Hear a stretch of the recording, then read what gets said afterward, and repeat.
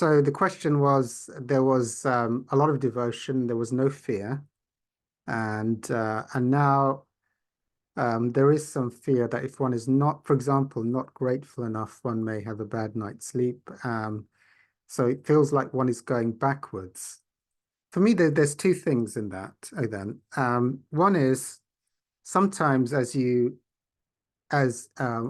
become clearer, as you become more devoted, and you get to periods of infinite grace and infinite silence and bliss and unending joy. And then suddenly something comes up. It's not necessarily that one has fallen back, it's that one is at a higher altitude and aspects of the ego pop up to be cleared, which weren't surfacing before, like the still aspects that may come up. So, but yes, they come up, and if one gets hooked into them and is unable to transcend them quickly, then that can lead to a feeling of falling back. And indeed, that is what's happening. It's like the ego is going, okay, you're making too much progress. Let's throw this into the works. And, why don't you start feeling fearful that if you don't be grateful enough, you're going to suffer? So it puts that out. It still hasn't been transcended, but it felt like it had been transcended, but the ego puts that up as a bait.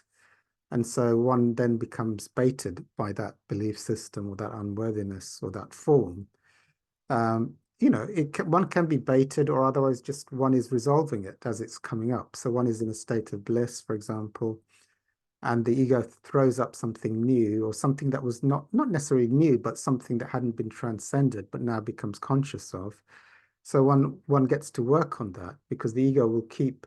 That's quite normal in spiritual work, is that one does a lot of spiritual work, a lot of devotional work, and one goes to periods of bliss for quite long periods of time, and then suddenly something comes up.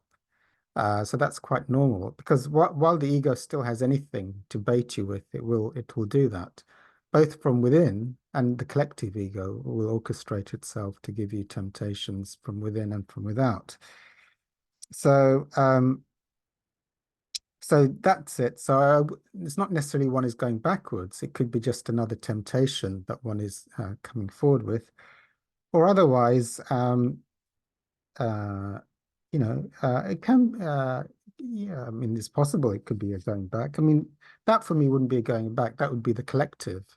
So if you've cleared everything, and you're in a state of bliss, and you pick up something from the world. So, you go to a spiritual group, and you hear somebody share, oh, I wasn't grateful enough. I didn't do my spiritual work today, and my God, I couldn't breathe the whole night.